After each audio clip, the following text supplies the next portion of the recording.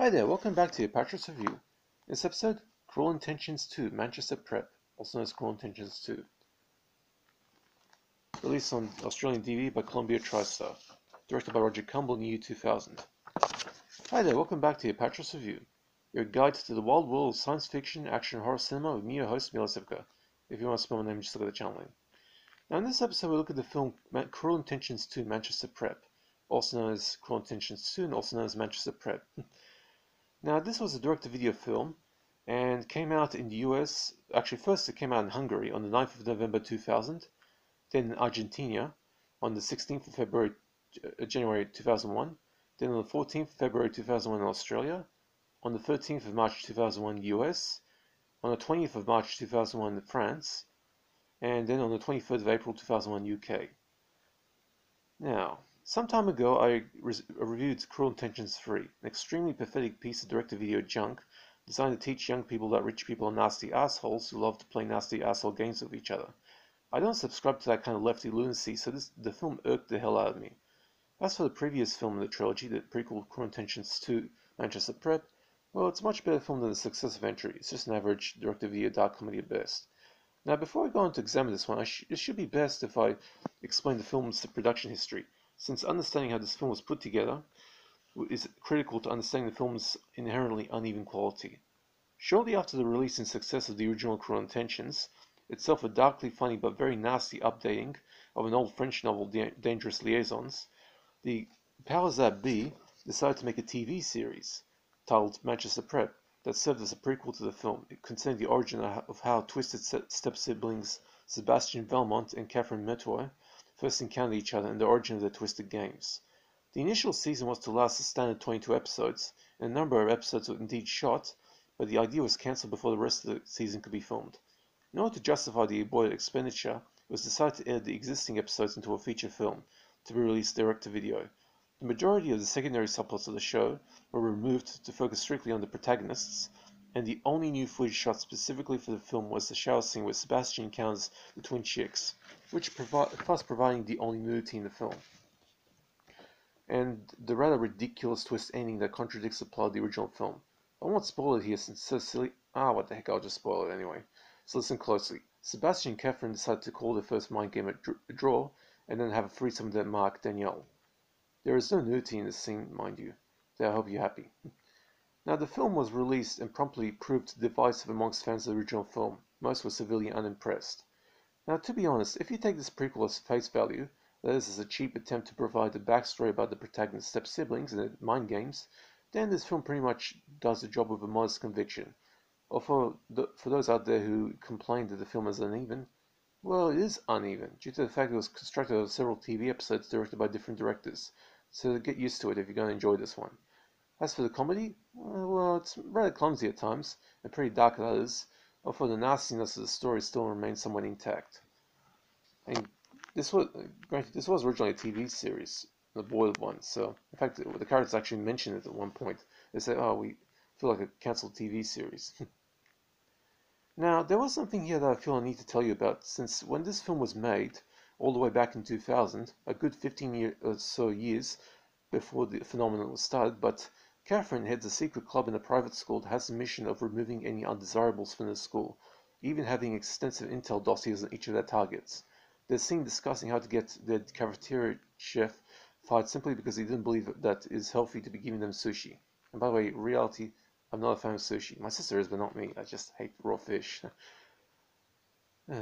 So, in other words, put it more simply, Catherine Metoyer is leading a cancel culture cult in Operation good decade and a half before they went big with the lefty crowd.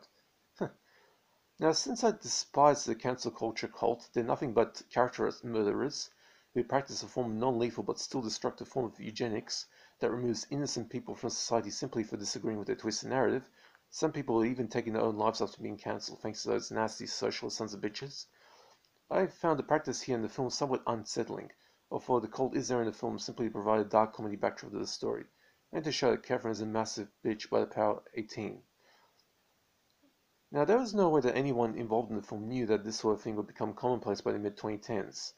I don't exactly see it as a negative, since it actually gives the film some retrospective accuracy potential. It's not very often that a low-budget dark comedy actually predicts something so nasty happening good 15 years after its production. And it could be that sometime between 2000 and 2010s, that the left came across this and figured out they could use the tactics here for their social media landscape. Given the impact of those evil fucking cancel culture scum, this is some pretty twisted shit.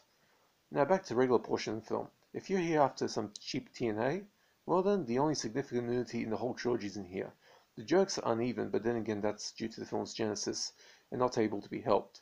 Or for seeing the characters in their younger years, this provides some interest, but you need to be patient with this one. Now for gore nudity, there's no gore in this. In fact, that's not even the scope of the film's genre, not even the body count.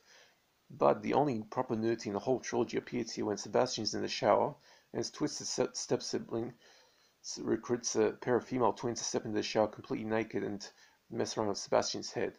And that scene was actually shot for the film. That was the only new footage they shot. The twins are played by Annie and Alicia Sorrell, and their breasts are visible for the whole scene, while they share a kiss. I wonder what the parents must have thought about when they came across that scene. Now, Cruel Intentions 2 Matches of Prep gets a C, a 5 out of 10 from me. It's not as terrible as many people out there claim it is, but the fact that the film was edited together from several TV episodes does give an uneven quality that affects it a fair bit detrimentally. But if you're a fan of the original film and wonder how those two nasty heads first met, then this will be useful to scratch that curiosity itch. Now for the DVD.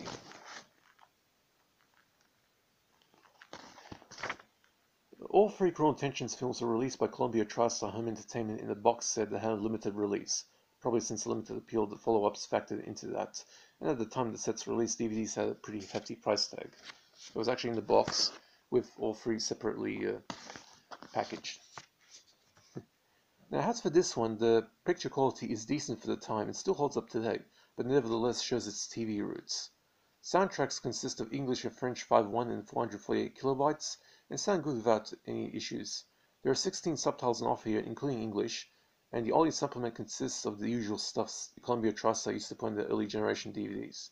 That is a number of talent profiles, which are basically stacked pages featuring very limited filmographies of the main cast, that always become inaccurate within 6 months of the DVD coming out, or whenever one of the featured cast makes a new movie. You know, we do have something called the internet.